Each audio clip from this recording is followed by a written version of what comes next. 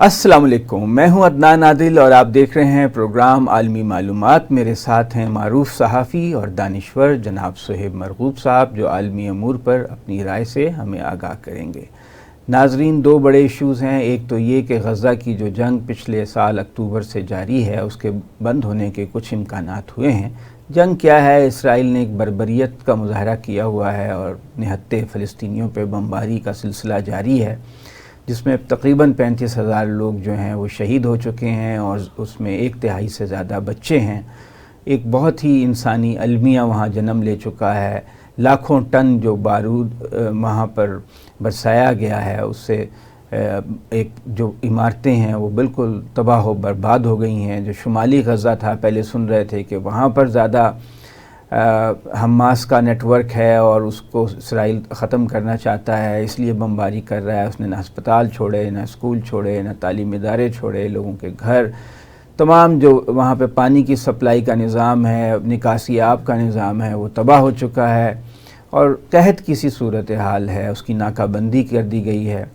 ادھر جرمنی، برطانیہ اور امریکہ مسلسل اسرائیل کو اسلحہ سپلائی کرتے رہے، گولہ بارود سپلائی کرتے رہے، جس کی وجہ سے اس میں اتنی طاقت تھی کہ وہ غزہ کے اوپر مسلسل حملے جاری رکھ سکے۔ اگر یہ گولہ بارود اسے سپلائی نہ کیا جاتا تو شاید وہ اتنی دیر تک جنگ جاری نہ رکھ سکتا۔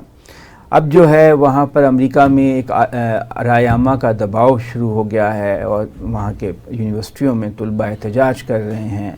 بڑے پیمانے پہ جو نوجوان ہیں وہ اس جنگ کے خلاف ہیں اور امریکی قیادت کو مجبوراً اسرائیل پہ دباؤ ڈالنا پڑا ہے کہ وہ جنگ بند کرے اور حماس سے کوئی معاہدہ کر لے۔ دوسری طرف حماس کو راضی کرنے کے لیے کہ وہ کسی معاہدے پہ پہنچ جائے اسرائیل کے ساتھ، جو امریکہ کے انٹیلیجنس چیف ہیں برنز، وہ وہاں پر ایکٹیو ہیں اور انہوں نے قطر کے اوپر دباؤ ڈالا ہے، اور قطر جو ہے وہ حماس کو سپورٹ کرتا ہے فائنانشلی بھی اور لاجسٹکلی بھی، کہ وہاں پہ اس کے لیڈرشپ رہتی ہے۔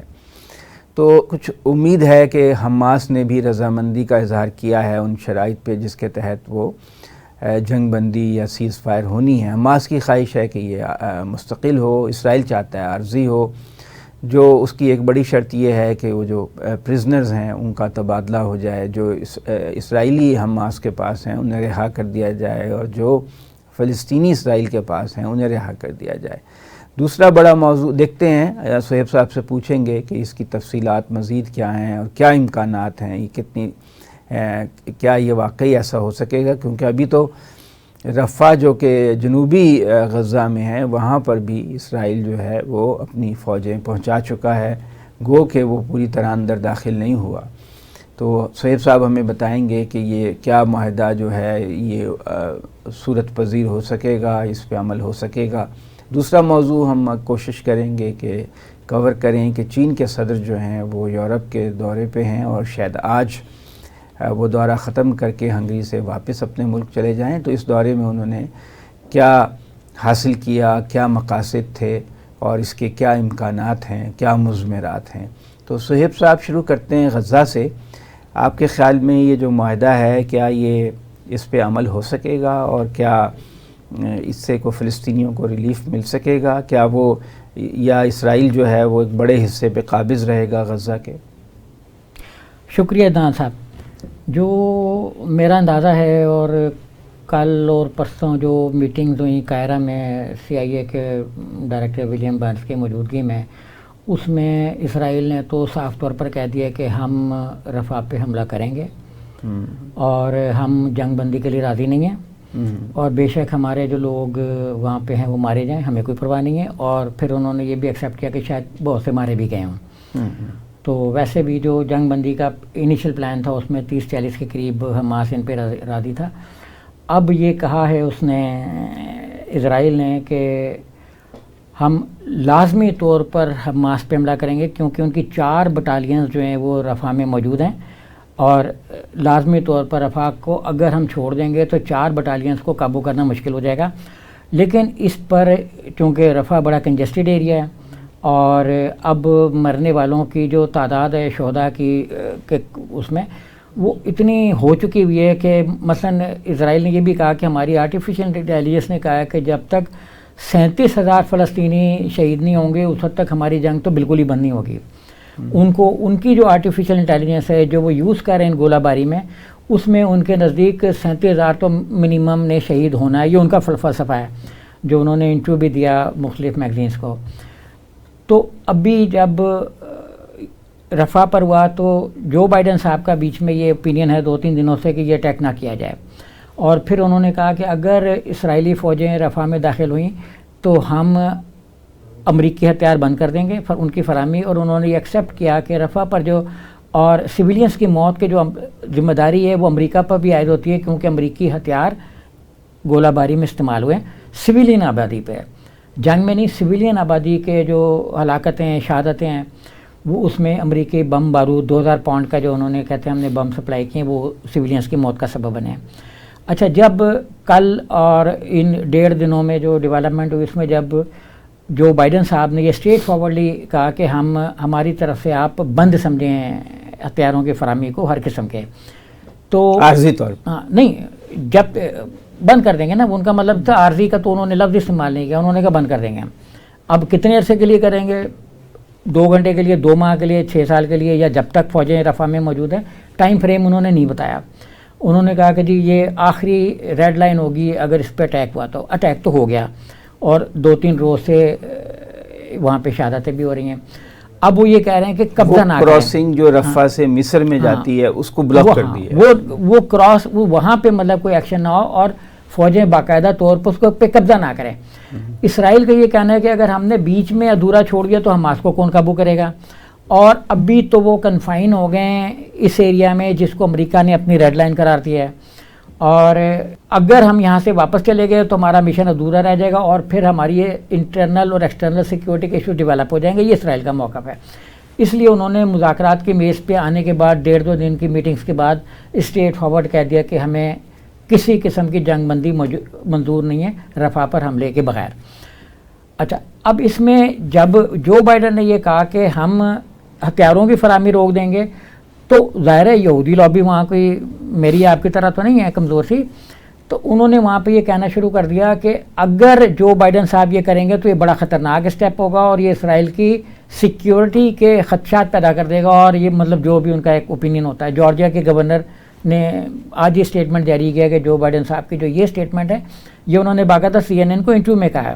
مطلب یہ کوئی ایسے ہی کسی ان کی طرف سے کوئی کسی نے نہیں بیان جاری کیا، میتھیو ملر ٹائپ نے. یہ امریکن پریزیڈنٹ نے خود کہا تھا کہ ہم ہتھیاروں کی فراہمی کو روک دیں گے. اس لیے ان کی جو بڑی بڑی تنظیمیں ہیں وہ اور جو بڑے بڑے شخصیات ہیں وہ بیچ میں آ گئی ہیں کہ جو بائیڈن کی یہ سوچ بہت خطرناک ہے کہ وہ ہتھیاروں کی فراہمی روک دیں گے. بائیڈن صاحب کا یہ کہنا ہے جو پینٹاگون کی اس وقت موومنٹ کو چلا رہے ہیں، وہ کہتے ہیں کہ ہم نے جو ان کو اسرائیل کے ڈیفنس کے لیے ہتھیار دیے ہیں، آئرن ڈوم ہے وہ اس کے لیے ڈیفنس کے لیے کافی ہے. 7 اکتوبر کو بھی اس نے کچھ نہیں ہونے دیا، فیوچر میں بھی کچھ نہیں ہونے دے گا. تو یہ ہم سپلائیز کی انٹرپٹیڈ جاری رکھیں گے اور وہ کر بھی رہے ہیں. تو وہ کہتے ہیں کہ یہ سیکیورٹی کا پرپز ان کا ریزالو ہو گیا. اب جو وہ کہہ رہے ہیں کہ ہم یہاں اندر جا کے ماریں گے، اس میں مرنے والوں کا سویلینس کا تناسب اتنا بڑھ جائے گا کہ اس کو پھر برداشت کرنا، ہضم کرنا امریکہ کے لیے آسان نہیں ہوگا. اچھا، ادھر ڈونلڈ ٹرمپ کچھ ایسی جسے کہتے ہیں نا وہ تو بات بدلنے کے ہی مارے، انہوں نے بھی تو یو ٹرن کم نہیں لیے ہوئے نا. تو وہ کبھی اسرائیل کی طرف جاتے ہیں، کبھی خلاف ہو جاتے ہیں، کبھی ایک عجیب و غریب ان کی فلسفی ہے. اور وہ انہوں نے یہ بھی کہا ایک میٹنگ میں کہ میرے پاس یوکرین اور ان کی جنگ بندی دنیا بھر میں قیام امن کے منصوبے ہیں. اب لوگ حیران ہیں کہ یوکرین میں کیسے جنگ بند کرا دیں گے. شاید وہ یہی کہہ دیں گے کہ آپ ہم روک رہے ہیں تو جنگ بند ہو جائے گی اور جہاں جہاں جس کا قبضہ اس کو ایکسیپٹ کر لیں گے.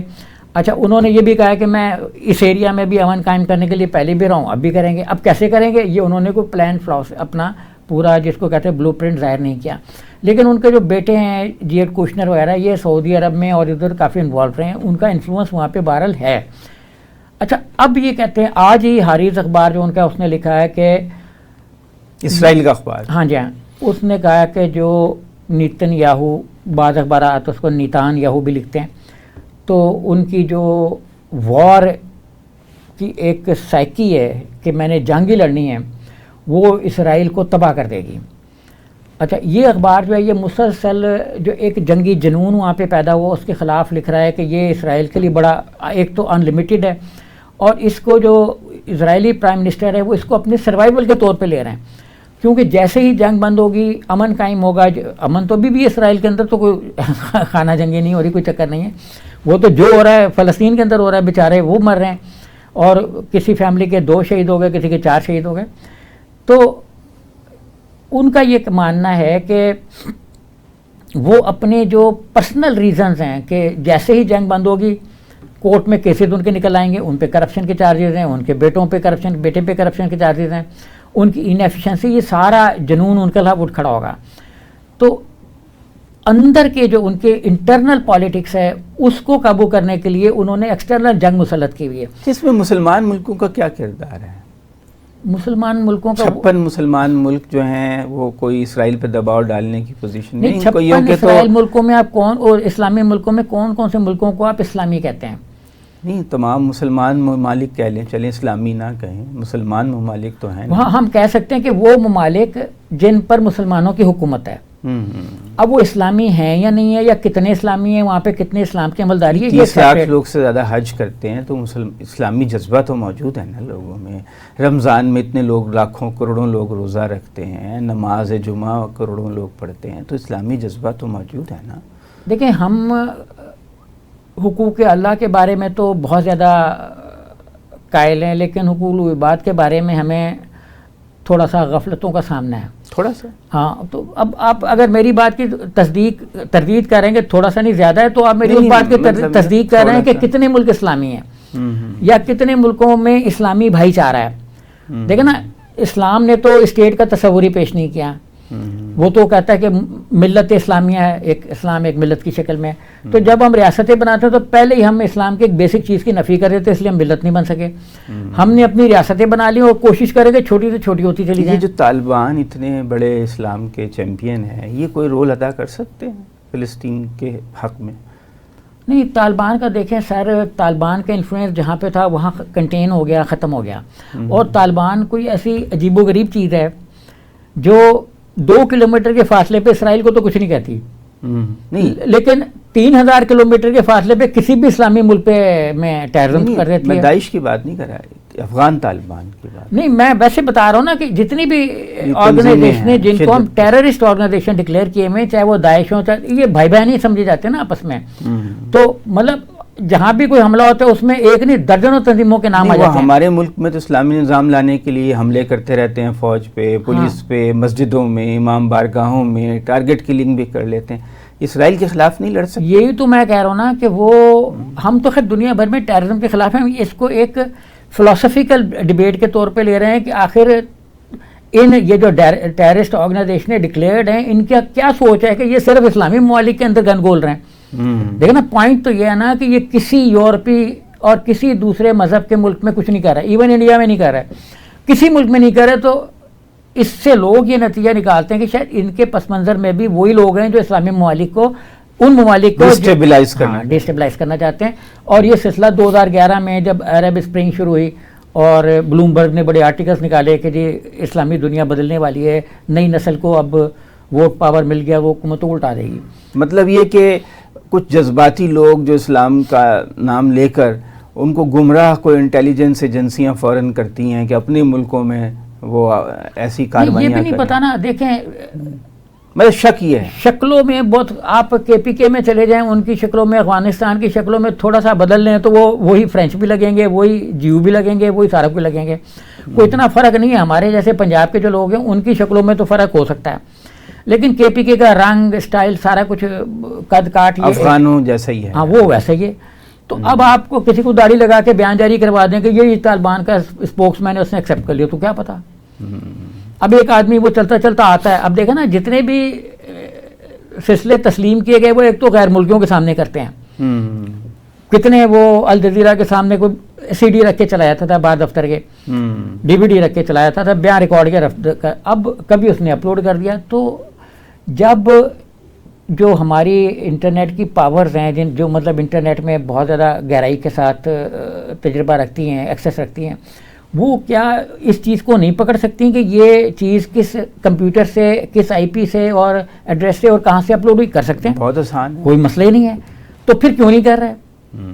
کیونکہ ان کو بھی چاہیے, یہ سوٹ کرتا ہے کہ ایسے لوگ موجود رہیں جو تاکہ وہ اس کا ہوا کھڑا کر کے اپنی جنگی تیاریاں کریں, جنگی اسلحہ بیچیں. ہم نہیں کہہ رہے نا, جو کہہ رہے ہیں ان کو تو کیا ہی کچھ نہیں رہے, کیا ہی کچھ نہیں رہے. جی. تو یہ دیکھیے کہ جو انسانی طور پہ اگر آپ دیکھیں کہ جو وہاں کی غزہ کی آبادی ہے 24 لاکھ سے کچھ زیادہ ہے شاید, نہیں 22 لاکھ 23 لاکھ 22-23 لاکھ چلے تقریباً اتنی ہو گئی.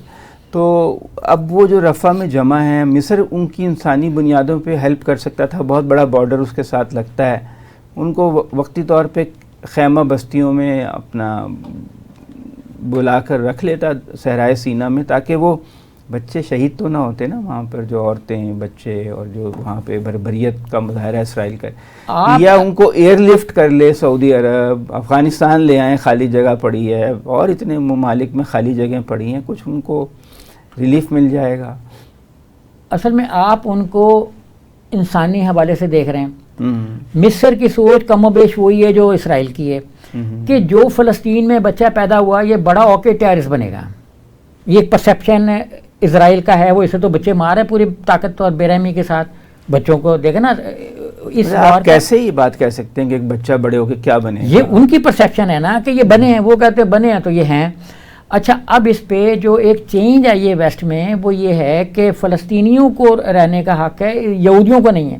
مطلب جب اسرائیل نے اس سوچ کو پروان چڑھایا کہ ان کا تو بچہ بھی ٹیررسٹ ہے, تو یورپ کے اندر اور بالخصوص امریکہ کے اندر یہ سوچ زیادہ پروان چڑھی, کیونکہ امریکہ ان کا زیادہ سپورٹر ہے. تو ان کے اندر یہ پوری طاقت کے ساتھ ابھری کہ بھائی یہ ٹیررسٹ نہیں ہے, ٹیررسٹ تو وہ ہے جو 78 سال پہلے جس نے نقبہ کر کے تو ان کو کر دیا. اور ابھی بھی اگر آپ دیکھیں تو لوگ کہہ رہے ہیں کہ وہ والی بے دخلی شروع ہو گئی جو 1948 میں قتل و غارت گری ہوئی تھی, وہ والی جب یہودیوں نے بموں سے, آپ کو پتہ کہ پہلے جو خودکش دھماکے تھے وہ کس نے کیے تھے؟ یہودیوں نے. دنیا میں خودکش دھماکوں کا بانی جو ہے وہ تو صہیونیت ہے. تو ہم تو نہیں ہیں, ہم مینس کے جن کا نام کا بھی مسلمان ہے جو ٹھپے لگے ہوئے وہ بھی ٹیررسٹ, وہ بھی بانی نہیں ہے, نہ خودکش کے ہیں نہ بم بلاسٹ کے ہیں. سب سے اولین بم کامی کازی بھی ہوتے تھے نا جاپان کے جو خودکش حملے کرتے تھے. اور امریکہ میں اوکلاما میں ایسی تنظیم بنی تھی جو بڑا بم بلاسٹ ہوا تھا, 165 لوگ اس میں مارے گئے. بھی تو کرتے تھے. تو یہ سارے تامل تو ٹائیگر, یہ تو انڈیا کو تو آپ چھوڑ دیے نا جس طرح کا ملک ہے وہ, تو وہ ہر اس چیز کو ٹیررسٹ بنا دیتا ہے اور فیک کہانیاں بنا کے آپ کو سنانا شروع کر دے گا, آپ مان لیں گے. ویسے بھی ان کے مائتھولوجی کی بڑی رچ ٹریڈیشن ہے, وہ جو پرانی چیزوں کو ایک مائتھولوجی کی شکل دینا, تو وہ اس ٹریڈیشن کو ان کا تو مذہب ہی پورا ایک افسانوی کہانی پہ بیس کر رہا ہے نا. ایک آدمی آیا کوئی تلسی داس, اس کے بعد اور لوگ آ گئے, انہوں نے بیٹھ کے کوئی لکھنا شروع کیا, کچھ اس میں آپ نے ایڈیشن کیا, کچھ میرے جیسے آ گئے انہوں نے ایڈیشن کیا. آپ سے مطلب آپ جیسے لوگ چلیں, ہم مذہب کو تو نہیں کچھ کہتے, نہیں مذہب نہیں ہے نا, وہ تو خود کہتے کہ مذہب نہیں ہے, احترام کرتے ہیں. وہ انڈیا اور ساورکر نے کبھی نہیں کہا کہ ہندو کوئی مذہب ہے, انہوں نے کہا یہ دھرم ہے, کہ وے آف اسٹائل ہے کہ ہم نے لائف کیسے گزارنی ہے. اچھا, یہ دھرما ہے. آپ دیکھیں نا انڈیا میں دھرما کا لفظ استعمال ہوتا ہے, کبھی انہوں نے مذہب کا یا ریلیجن کا تو لفظ استعمال کہتے ہیں, مذہبی کو کہتے ہیں وہ. نہیں ہندی میں نہیں, آپ اس کی ڈیفینیشن خود انڈین اس میں جا کے دیکھیں تو وہ ہے وے آف لائف, جو ساورکر نے بھی ڈیفائن کیا ہوا وے آف لائف. گولولکر جو RSS کے انداتا تھے, بانی تھے, انہوں نے بھی اس کو ایسے ڈیفائن کیا ہے کہ یہ آپ زندگی کیسے گزارتے ہیں, وے آف اسٹائل ہے, شادی کیسے کرتے ہیں, بچوں کو کیا اور گھر کیسے گزاریں گے, بیگم بچے کی, مطلب ایک فیملی لائف آپ کا ڈے ٹو ڈے ریلیشن شپ ہوئے. ادروائز تو جو ان کو کہتے ہیں کتاب ایک مقدس, وہ تو جنگ کا ایک کہانی ہے نا, کہ مہا بھارت ہے, جنگ ہے. اور اگر آپ کہیں کہ مذہب ہے تو اس کے تو 1 لاکھ ورژن ہوں گے, مطلب 33 کروڑ تو ان کے اوتار ہیں, بتوں کے بھگوان ہیں, 33 کروڑ جو انہوں نے خود بھی کر دیے ہیں. تو بس میں چاہتا ہوں کہ کسی کے عقائد کے اوپر, میں عقائد کی بات نہیں کر رہا, یہ چیز انڈیا میں ڈسکس ہوتی ہے, میں تو وہ بات کر رہا ہوں نا جو میں نے نہیں کی. دیکھیے کہ ہمارا ایک جملہ میں وضاحت کر دوں نا, کہ ہمارا تو پرابلم یہ ہے کہ ہم نے ہندوؤں کی جو چیزیں ان کو پڑھا نہیں ہے کہ وہ ہیں کیا, اور اس لیے ہم جو بھی وہ کہتے ہیں مان لیتے ہیں. تو جب یہ دیکھیے نا کہ وہاں پہ الیکشن ہو رہے ہیں, جیسے منصفانہ, دیانتدارانہ, غیر جانبدارانہ, آزاد الیکشن پاکستان میں ہوتے ہیں, ایسے وہاں کیوں نہیں ہوتے, یہ مجھے بتائیے. ہاں, یہ جملہ جو اعلیٰ اخلاقی اقدار ہمارے ہاں موجود ہیں الیکشن کے سلسلے میں, وہ اس کی پاسداری انڈیا والے کیوں نہیں کرتے؟ نہیں, وہ کہیں کہیں کرتے بھی ہیں. دیکھیں نا کہ وہ کل بھی یہ بات چل رہی تھی کہ انڈیا میں جو ہے وہ مسلمانوں کو اب مثلاً گجرات کے کچھ حلقوں میں کل پولنگ ہوا. گجرات میں مسلمانوں کا ووٹ بینک تقریباً 11-12% ہے, کچھ حلقوں میں زیادہ بھی ہے جہاں پہ ان کی کنجیشن ہے. اچھا, اب انہوں نے ان حلقوں میں جو مودی صاحب نے کہا تھا کہ یہ لباس سے پہچانے جاتے ہیں, تو گجرات اور یو پی اور ان علاقوں میں جہاں ان کے زیادہ تھی وہاں پہ ان کو ڈنڈے مار کے بھگا دیا گیا, اور اس وجہ سے ووٹنگ ٹرینڈ تیسرے مرحلے کے جو الیکشنز تھے اس میں سب سے گر گیا. اچھا, کیونکہ انہوں نے مسلمانوں آ کو گیا, ہاں ووٹ ہی نہیں ڈالنے دیا. 60 پہ جو آفیشیل فگر ان کے ہیں ان کو 60 پہ, حالانکہ وہ پہلے 67 پہ لے گئے تھے, جو ہم نے پچھلے پروگرام میں ڈسکس بھی کیا تھا کہ 67.7 پہ لے آئے تھے. تو اس میں وہ اب ان کے اپنے فگر 62 کے آس پاس ہیں کہ ابھی ظاہر ہے انہوں نے پیور ڈیٹا تو ابھی نہیں دیا کہ حلقہ وائز کیا ہوا ہے, تو آپ کو پتہ لگے گا جتنے بھی مسلم اسٹرینتھ کے حلقے ہیں وہاں پہ ووٹ ہی نہیں پڑے, پولنگ خالی پڑے ہوں گے. وہاں تو انہوں نے تو ستیاناش ہی, بلڈوزر بابا آ گئے نا, انہوں نے ستیاناش کر دیا, تو کچھ بھی نہیں ہے وہاں پہ. ہمارے الیکشن کمیشن سے کچھ ان کو سیکھنا چاہیے کہ منصفانہ الیکشن کیسے کرائے جاتے ہیں اور منصفانہ نتائج کیسے مرتب کیے جاتے ہیں. یہ دیکھیں نا, ہمسائے ہیں, انہیں ہمسایوں سے کچھ تو سیکھنا چاہیے نا, اچھی باتیں سیکھنی چاہیے. تو پھر ہم مزید گفتگو کریں گے چائنا کے مسئلے پہ, اور کچھ آسٹریلیا کو بھی انڈیا سے شکایات ہیں. تو اس سے پہلے کہ ہم وہ گفتگو کریں, پہلے ایک چھوٹی سی بریک لے لیتے ہیں. تو ناظرین, بریک کے بعد وقفے پہ جانے سے پہلے ہم نے بہت ڈیٹیل میں ڈسکس کیا غزہ کی سچویشن کو, اور کیا اسرائیل اور حماس میں ایگریمنٹ ممکن ہو سکے گا یا نہیں. صہیب صاحب کی رائے ہے کہ اسرائیل تو راضی نہیں ہے اور وہ رفح پہ حملہ کر کے ہی چھوڑے گا. اور کچھ بات ہو رہی تھی کہ انڈیا کے الیکشن کی, انہوں نے فیز 3 میں مسلمان جہاں پر بہت بڑی تعداد میں موجود ہیں انہیں ووٹ ہی نہیں ڈالنے دیا, ایسے ہتھ کنڈے استعمال کیے. افسوسناک بات ہے. لیکن انڈیا کے حوالے سے کچھ آسٹریلیا کو بھی شکایات ہیں, اور امریکہ برطانیہ کو تو ہم پہلے ہی دیکھ چکے ہیں کہ وہ جو کہتے ہیں کہ ان کے لوگوں نے, انٹیلیجنس کے لوگوں نے یہاں پہ لوگوں کو ہائر کر کے سکھوں کو قتل کروایا. تو وہ جو مودی صاحب کی پالیسی ہے کہ گھر میں گھس کے ماریں گے, یعنی دوسرے ملکوں میں جا کر اپنے مخالفین کو ٹارگٹ کلنگ کروائیں گے, وہ اب دنیا میں بہت نمایاں ہوتی جا رہی ہے. اور وہ آسٹریلیا کے حوالے سے کچھ خبریں ہیں, وہ پوچھتے ہیں صہیب صاحب یہ کیا معاملہ ہے آسٹریلیا اور انڈیا کا؟ دیکھیے, انڈیا جو نے جب را بنائی تو اس کو بڑا ایگریسولی یوز کیا نریندر مودی صاحب نے, اور ان کا یہ خیال تھا کہ سارے ملک میرے لیے ہیں.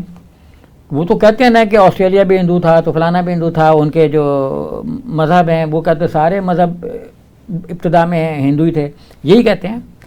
نعوذ باللہ وہ حضرت عیسیٰ علیہ السلام کو بھی کچھ نہ کچھ ایسا جملہ کہتے ہیں.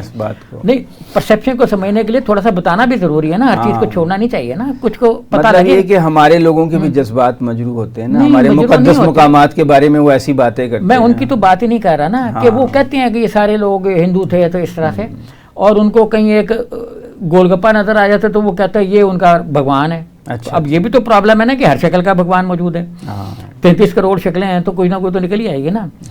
اچھا, اب پرابلم یہ ہے کہ اس نے پوری دنیا کو فتح کرنے کا پروگرام بنایا.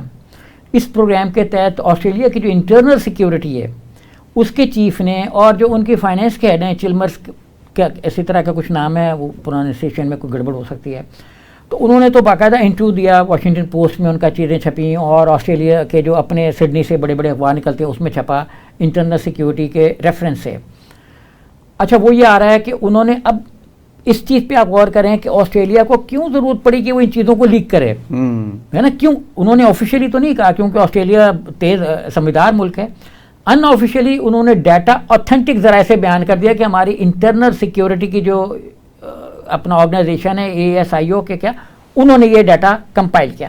اب انہوں نے کہا کہ آسٹریلیا میں آسٹریلیا جو ہے انڈین جاسوسوں کے کا گھونسلہ بن چکا ہے, نیسٹ آف اسپائز. یعنی اچھا, گھونسلے کے ڈیفائن وہ کیسے, یہ بات ایک ذمہ دار آدمی نے کہی جی, اور دو ذمہ دار لوگوں نے, اور پھر وہ اس کو ڈیفائن کرتے ہیں کہ گھونسلہ ہم کیوں کہہ رہے ہیں.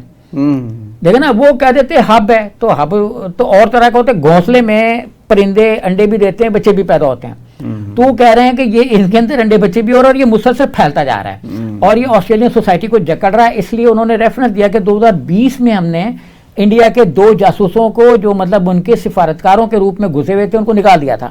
اسی میں انہوں نے کہا.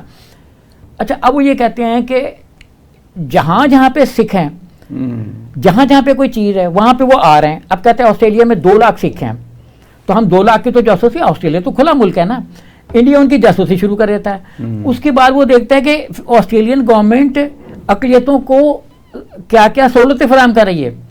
اب اس ڈیٹے کی تھیفٹ میں وہ ملوث ہو گئے. تو جو ان کی آرگنائزیشن ہے انٹرنل سیکیورٹی کی، اس نے خبردار کیا، بیان یہ جاری کرنے کا یہ تھا کہ بھائی ہمیں پتہ ہے تم کیا کر رہے ہو. تو وہ پھر یہ دیکھتے ہیں کہ ان میں فنڈنگ کس ذرائع سے ہو رہی ہے. اب دیکھیں نا، اگر اقلیتوں کو سپورٹ کرنی ہے تو انڈیا کی طرح سارے ملک تھوڑی ہیں کہ اقلیتوں کو کرش کر کے رکھ دیں اور 2 کو سپورٹ کریں، اڈانی کو اور امبانی کو. تو وہ تو سب کو کرتے ہیں. تو وہ یہ دیکھ رہے ہیں کہ اب یہ ان کو پیسے کہاں سے آ رہے ہیں، اور یہ جو بہبود کے فنڈ ہے یہ کہیں ٹیررزم میں تو استعمال نہیں ہو رہے. تو انہوں نے کہا کہ انڈیا جو ہے اس کے جاسوس را کا لفظ استعمال کیا انہوں نے، RAW research and analysis wing کا لفظ استعمال کیا انہوں نے، کہ اس کے جاسوس جو ہیں وہ انٹرنل سیکیورٹی کے ادارے جو ہیں ہمارے ان کے اندر بھی گھس چکے ہیں، اور سیکیورٹی کے جو ہماری ڈاکومنٹس ہیں معیشت کی، مطلب جو ملکوں کے ساتھ معاہدے چل رہے ہیں، اب جیسے مثلا آسٹریلیا کا پاکستان کے ساتھ چل رہا ہوگا، سعودی عرب کے ساتھ چل رہا ہوگا، مڈل ایسٹ کے ساتھ چل رہا ہوگا، اسلامی ملک ہیں، ان کی وہ کہتے ہیں ڈیٹا تھیفٹ میں ملوث ہو گئے ہیں. اب یہ اتنی خطرناک چیز تھی کہ آسٹریلیا کے کان کھڑے ہوئے اور ان کو انڈیا کو خبردار کرنا پڑا. اچھا اب ہم سمجھتے ہیں کہ جو یورپ ہے وہ انڈیا کو انیوا سپورٹ کر رہا ہے، کر تو رہا ہے نہیں.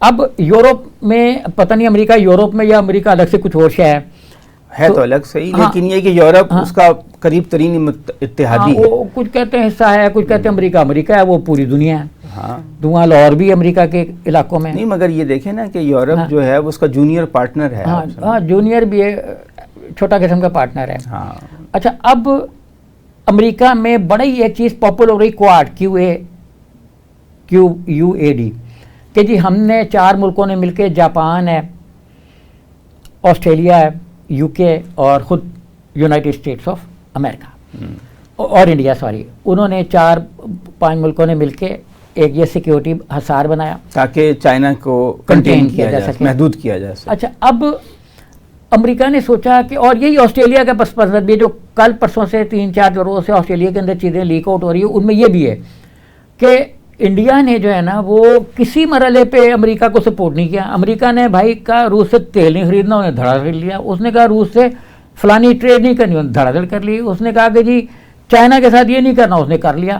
حالانکہ امریکی نے ابھی ایک رائٹر نے آنکھیں دکھائی ہیں کہ بھائی جب ڈوکلام میں ایشو آیا تو امریکہ فوراً کودا، جب وہاں پہ ایک اسٹینڈ آف ہوا چائنا کے ساتھ بھوٹان کے قریب جو چائنا اور انڈیا کی بارڈر پہ، تو امریکہ نے اس میں فوراً جس کو کہتے ہیں نا اپنی ٹانگ پھنسا دی. لیکن انڈیا نے کسی موقع پہ امریکہ کو سپورٹ نہیں کیا. تو اب انہوں نے انڈیا کو کوآڈ سے نکال دیا ہے. یہ فارملی نکالا ہے؟ ہاں جی فارملی اس لیے نکالا کہ اب کوآڈ کا نیا نام آ گیا اسکواڈ. اچھا، اور اسکواڈ میں کون ہے؟ اس میں انہوں نے انڈیا کی جگہ پہ فلپائن کو شامل کر لیا جو ان کا آزمودہ دوست ہے. ہاں وہ تو پرانا اتحاد. ہاں لیکن اب چائنا کیا کہتا ہے؟ چائنا کہتا ہے کہ اگر فلپائن نے کوئی ہینکی پینکی کی تو فلپائن نے تو ہمارے ساتھ فلاں سن میں معاہدے کیے ہوئے تھے، وہ ہم لیک آؤٹ کر دیں گے. ابھی انہوں نے پورا نہیں بتایا. وہ کہتے ہیں اندر خانے جزائر کے معاملات میں ہم آلریڈی فلپائن کے ساتھ معاہدوں میں ہیں جو ابھی دنیا کو نہیں پتا. تو ہو سکتا ہے جو موجودہ فلپائن کے صدر ہیں ان کو بھی نہ پتا ہو کہ کہیں چائنا کے کسی نے کر لیا ہو، کیونکہ چائنیز پریزیڈنٹ اور چائنیز جو سسٹم ہے نا وہ تو بڑی یونیفارمٹی کے ساتھ چل رہا ہے نا. تو بہر کے ہم موضوع سے ہٹ جائیں گے. تو امریکہ نے اب اسکواڈ بنا کے کوآڈ میں سے انڈیا کو انڈکلیئرڈ طریقے سے نکال دیا، لیکن ابھی اناؤنس نہیں کیا. ہاں لیکن چیزیں دیکھیں، جب انہوں نے انڈیا کو شامل ہی نہیں کیا تو اندھا بھی ہوگا تو اس کو سمجھ آ جائے گی کہ India is out, no more is security perception میں. دیکھیں نا سیکیورٹی پرسیپشن سے نکل گیا تو انہوں نے اسکواڈ بنا لیا. اور ابھی دیکھیں نا مشقیں بھی انہوں نے فلپائن اور ان ملکوں کو شروع کر دی. انڈیا شامل نہیں ہے. ویسے انڈیا کے ساتھ ان کے بڑے ڈیفنس ایگریمنٹس ہیں جو امپلیمنٹ نہیں ہوئے نا. ہاں امپلیمنٹ کی بات الگ ہے. وہ تو جیسے ہمارے ایک زمانے میں ڈھیر لگ گیا تھا MOUs کا. ہاں لیکن ابھی ٹیسلا والے نے دیکھا نا ایلون مسک نے انڈیا کا دورہ ملتوی کر دیا اور انڈیفینٹ پیریڈ آف ٹائم کے لیے ملتوی کیا کہ ہمیں نہیں پتا کہ مودی آئے گا کہ نہیں آئے گا، ہم فی الحال ملتوی کر رہے ہیں. اچھا اب یہ دیکھیے کہ آپ بات کر رہے تھے چائنا کی، کہ چائنا کو چاہتے ہیں کہ ساؤتھ چائنا سی میں محدود کیا جائے تو بحری راستے جو ہیں اس پہ امریکہ کا کنٹرول رہے، کیونکہ بحری راستوں پہ کنٹرول ہی ہونے سے سپر پاور بنتی ہے۔ اب چائنا کو پرابلمز جو ہیں یورپ سے بھی ہیں، یورپ کو خطرہ ہے کہ اس نے یوکرین کی جنگ میں کوئی ہمارا کھل کے ساتھ نہیں دیا، اپنے آپ کو نیوٹرل رکھا، لیکن خفیہ طور پہ یہ الزام بھی ہے کہ روس کو مدد کرتے رہے۔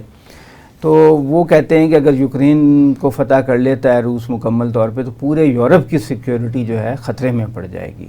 تو ان خطرات کا سب سے زیادہ اظہار تو فرانس نے کیا ہے۔ فرانس کی پوزیشن خاصی ہاکش ہے، یعنی جارحانہ ہے اس بارے میں، اور پھر یہ کہ ان کی ایک ہسٹری بھی ہے روس کی اور یورپ کی، آپ کو معلوم ہے کہ نیپولین نے بھی حملہ کیا اور ہٹلر نے بھی کیا روس کے اوپر۔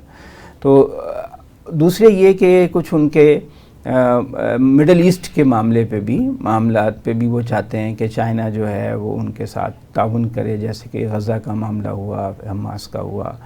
تو انہوں نے ایران کی جب اسرائیل کے ساتھ وہ ہوئی تو کوشش کی کہ چائنا جو ہے وہ ایران کو مزید معاملات کو آگے بڑھانے سے منع کرے، کیونکہ چائنا اور ایران کے گہرے تعلقات ہیں۔ تو ابھی یہ سارے معاملات کو لے کر جو شی ہیں چائنا کے صدر، وہ گئے پہلے فرانس، پھر سربیا سے تو ان کے بہت گہرے تعلقات ہیں، وہاں انویسٹمنٹ بھی ہے، اور پھر ہنگری کے ساتھ بھی بہت گہرے تعلقات ہیں۔ ان دو ملکوں کے یورپ کے ساتھ ان کے بہت تعلقات ہیں۔ تو آج وہ دورہ شاید ختم ہو رہا ہے، تو آپ اس دورے کا ایک اجمالی جائزہ ہمیں بتائیں کہ کیا حاصل کیا چینی صدر نے، کیا وہ تحفظات دور کر سکے فرانس کے، کوئی بات پیش رفت آگے ہوئی یا نہیں ہوئی؟ کیا دیکھیں، آپ نے خود یہ کہا کہ جو فرانس ہے وہ رشیا کے تو خلاف ہے، ٹھیک ہے، ابھی بھی ہے، اور جو یہی فرانس ہے جس کے ڈیگول جو بڑے مانے ہوئے ان کے ایک لیڈر ہیں، وہ چائنا کے بڑا قریب رہے، مطلب چائنا کو وہ بڑا سپورٹ کرتے تھے۔ سپورٹ مین ان کے ساتھ تعلقات کے وہ خواہاں تھے، جیسے بعد میں ہنری کیسنجر اور ان کی جو گورنمنٹ تھی وہ ہوئی۔ تو ان ملاقاتوں کا محور بھی یہ رہا کہ نمبر 1 چائنا کو رشیا سے دور کیا جائے، نمبر 2 یہ کہ چائنا جو اپنے پرائس کو منیمائز کر کے اپنی چیزوں کو بقول ان کے یورپ میں ڈمپ کرنا چاہ رہے ہیں، اس کو روکے، الیکٹرک وہیکل خاص طور سے بہت سی چیزوں کو ڈمپ کرنا چاہ رہے ہیں، چپ کو، ان چیزوں کو ڈمپ کرنا چاہ رہے ہیں، وہ نہ کرے۔ اور یورپ یہ بات اس پس منظر میں کہہ رہا ہے، یہ دیکھتے ہوئے کہ اگر وہاں سے سینکشن لگی یورپ سے یا امریکہ سے، انہوں نے اس کی اینٹی ڈمپنگ کے رولز لگا کے اس کو روک دیا، تو چائنا کولیپس کر جائے گا فائنینشلی، کیونکہ وہ آلریڈی یہ چیزیں اتنی بنا چکا ہے، سولر پینلز بنا چکا ہے، یہ اس کی ایکسپورٹ بہت کم ہو جائے گی، کہ وہ نہیں زیرو پہ آ جائے گی تقریباً۔ ہم تو ان کے چائنا کی ایکسپورٹ کو 0.1% کاری کچھ نہیں سکتے، تو یورپ اتنی بڑی اکانومی ہے، لیکن ایسا ہوگا نہیں۔ ارسولا اور یہ لوگ ان کو کہہ رہے ہیں کہ، اور بائیڈن جو یورپی یونین کی صدر ہیں، تو وہ یہ سارے یہ کہہ رہے ہیں کہ آپ اپنے اندر لوگوں کی پرچیزنگ پاور بڑھائیں تاکہ وہ یہ چیزیں پرچیز کریں اور ہمیں نہ بھیجیں، یہ کم بھیجیں، نہ بھیجیں، مطلب کیونکہ سستی ہیں نا، وہ کہتا ہے آپ اس کو پرائس کے جو نیچرل پرائس ہے اس پہ لائیں اور بیچ لیں، کیونکہ اس پہ بکے گی کوئی نہیں، پھر لوگ انٹرنیشنل چیزیں پرچیز کریں گے، پھر کیوں کریں گے؟ دیکھیں کسی بھی ملک کی چیز اس وقت وہاں پہ بکتے جاؤ سستی ہو، پرائس کا فیکٹر مین ہے۔ ایک تو یہ تھا۔ اچھا، چائنا بڑا جس کو کہتے ہیں نا استاد ہے، کیونکہ پریکٹیکل لوگ، ہاں، کیونکہ وہ تو جیسے میں نے پہلے عرض کیا کہ پوری یونیفارمٹی کے ساتھ چائنیز کلچر اور چائنیز نیشن ڈیولپ ہو چکی ہے، ایک سویلائزیشن، ہاں ڈیولپ ہو چکی ہے، اور کسی نے اس کو محکوم نہیں بنایا سوائے ان کے اپنے لوگوں کے، بادشاہ ترئی، اور جاپان نے کچھ عرصے کے لیے منچوریا کو، کچھ ایریاز کو نا، پورے کو تو نہیں، کچھ ایریاز کو انہوں نے کیا، لیکن مجموعی طور پہ چائنا ایک بہت بڑی سویلائزیشن اس کے طور پہ رہا۔ تو اس لیے مطلب وہ کیونکہ جزیروں میں گھرا ہوا تھا، سمندر میں تھا، تو کوئی شاید جا بھی نہیں سکا وہاں پہ، واسکو ڈی گاما چلا جاتا تو ہم نہ غلام ہوتے، وہ بن جاتا، یا اور لوگ چلے جاتے، تو بہرحال نا کولمبس بھی ادھر کا رخ کرتا تو ہم تو بچ جاتے نا، تو بہرحال نا ہم شاید پھر بھی نہ بچتے، ہاں کوئی اور کولمبس آ جاتا، چلو جو ہمارے کرتوت تھے وہ اچھے نہیں۔ تو چائنا نے راستہ ایشیا میں ڈھونڈا، یہ جو 5 سار کے چھوٹے ممالک ہیں جن کو انڈیا نے متروک سمجھ لیا کہ وہ بڑا ہو گیا ہے، انڈیا نے اپنا اسٹیچر دیکھا کہ جی میں تو امریکہ اور یورپی یونین کے برابر آ گیا ہوں، آسٹریلیا، یو کے فلاں 2 ملکوں میں تو میرے وزیر اعظم ٹائپ لوگ بھی آ گئے ہیں، تو میں اب بڑا سیف ہو گیا ہوں، تو انڈیا نے اپنا لیول اپ کر کے سار کنٹریز کو کھلا چھوڑ دیا۔ اچھا سارک اس کے ہمسائے ہیں اور اسٹریٹجیکلی بہت امپورٹنٹ ہے، تو چائنا نے ان کو قابو کر لیا، اب یہ سارے چائنیز دائرہ اثر میں آ گئے، ہاں سیٹلائٹ بن گئے، تو ایشیا میں تو وہ انفلوئنس کر گیا۔ اب ادھر جو آپ نے بھی کہا کہ سربیا میں ان کی بڑی ہیوی انویسٹمنٹ ہے اور ہر طرح کی انویسٹمنٹ ہے، مختلف شعبوں میں ہے اور کئی بلین پاؤنڈز کی انویسٹمنٹ ہے، ڈیفینس ایگریمنٹ ڈیفینس میں بھی ہے، کمیونیکیشن میں بھی ہے، تو کافی مطلب شعبوں میں ان کی انویسٹمنٹ بھی ہے، تو سربیا ان کا ایک اسٹرانگ ملک ہے۔ اچھا ادھر آپ نے نام لیا ہنگری کا، ہنگری میں وکٹر آربن صاحب جو ہیں وہ یورپی یونین کو بھی آنکھیں دکھا رہے ہیں، اس کے حصہ تو ہیں وہ، لیکن وہ زیادہ قریب ہیں ان کے چائنا۔ اچھا اب چائنا نے یہ کیا ہے کہ وہ ہنگری اور سربیا کے ذریعے سے جو ایسٹرن یورپ سابقہ تھا، جہاں پہلے کسی زمانے میں مشرقی یورپ، ہاں کسی زمانے میں کمیونسٹ ملک ہوتے تھے، ہاں رشیا کا انفلوئنس تھا، تو اس کو قابو کرے، اور اس کو وہ کسی حد تک قابو کر سکتا ہے، کیونکہ پولینڈ یہ جو ملک ہیں یہ ان کو جو اصل یورپ ہے وہ سمجھتا ہے یہ کوئی ایسے غریب غربا ہیں، دوسرے قسم کے برادری کے غریب لوگ، ہاں یورپی جیسے ہمارے یہاں ہوتا ہے نا شرفا اور غیر شرفا، تو انہوں نے کہا یہ کوئی غیر شرفا ٹائپ لوگ ہیں۔ لیکن پولینڈ تو بہت قریبی اتحادی ہے امریکہ کا، وہاں تو اڈے شڈے بھی ہیں امریکہ۔ ٹرمپ کے زمانے میں تھا، ہاں ٹرمپ نے جو ہے نا وہ پولینڈ کو ایون یورپی یونین پہ پریفرنس دینا شروع کر دی تھی جب یہاں پہ وار ہوئی، کیونکہ ان کا خیال تھا کہ جرمنی کا متبادل بنا رہے تھے، ہاں کیونکہ ان کا خیال تھا کہ پولینڈ جو ہے وہ سیکنڈ ڈیفینس لائن بن سکتا ہے رشین ایکسپینشن کے خلاف، لیکن پولینڈ چالاک بہت ہے، اچھا ہے نا، وہ اتنا تو نہیں ہے نا، اس نے بہت سی چیزیں ٹرمپ سے بھی لے لیں، بہت سی چیزیں یورپی یونین سے بھی لے لیں، اور وہ ابھی یہ بھی کہہ رہا ہے کہ نیٹو کے ساتھ قربتیں تو بڑھانا چاہ رہا ہے، لیکن عملی طور پر پولینڈ نے مطلب کیا ڈیفنس دیا ہے یوکرین کو؟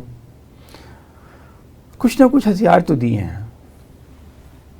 دیکھیں وہ اسی پوزیشن میں تھا جیسے افغانستان میں جب روس آیا، آدھی آبادی ہے نا جو ویسٹرن یوکرین کی، وہ پولش پولینڈ کی یہی پوزیشن تھی جب رشیا افغانستان میں آیا تو ہماری تھی، ہم نے رشیا کے کولیپس میں مدد کر دی، افغانستان میں ایسی سپورٹ دی، پولینڈ بھی ایسی مدد کر سکتا تھا کہ رشیا کا وہاں پہ قبرستان بن جاتا، ایک بات کر رہا ہوں نا میں، کیونکہ ان کو زیادہ آپ کہتے ہیں جتنی سپورٹ دینی چاہیے تھی اتنی سپورٹ پولینڈ نے اتنی نہیں دی، کیونکہ وہ اس نے کہا کہ جب تک نیٹو میرے ساتھ کھل کے نہیں آئے گا، میری بیک پہ ڈیفنس پیکٹ نہیں آئیں گے امریکہ کے یا اور لوگوں کے کہ ہر صورت میں مجھے تحفظ ملے گا، ایئر ڈیفنس بھی، اب ان کے پاس تو آئرن ڈوم اس طرح سے نہیں ہے جیسے اسرائیل کے پاس ہے، سمارٹ ہے نا، انہوں نے اپنے مفاد کو دیکھا، ہاں تو انہوں نے کہا کہ ہمیں چیزیں دو گے تو ہم پھر کر لیں گے، تو وہ اس لیے پولینڈ کے ذریعے سے وہ چاہ رہا ہے کہ ایسٹ یورپ میں نکل جائے اور یورپ کو تقسیم کر دے۔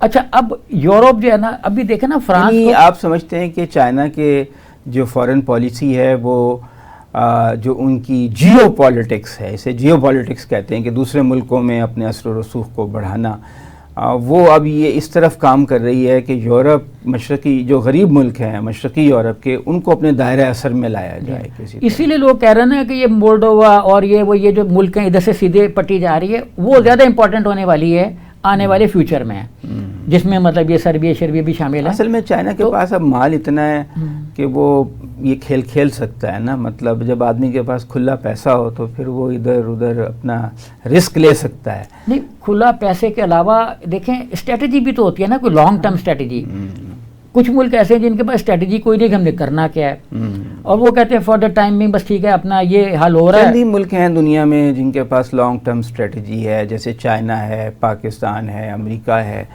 تو بہت سے ملک ایسے ہیں جن کے پاس لانگ ٹرم اسٹریٹجی نہیں ہے، جیسے انڈیا ہے یا اور اس طرح کے ملک ہیں۔ آج میرا خیال ہے کافی گفتگو دلچسپ رہی، کل کو پھر مزید اور جو عالمی ایشوز ہیں ان پہ بات چیت کریں گے، تو ناظرین آج اجازت دیجیے، خدا حافظ۔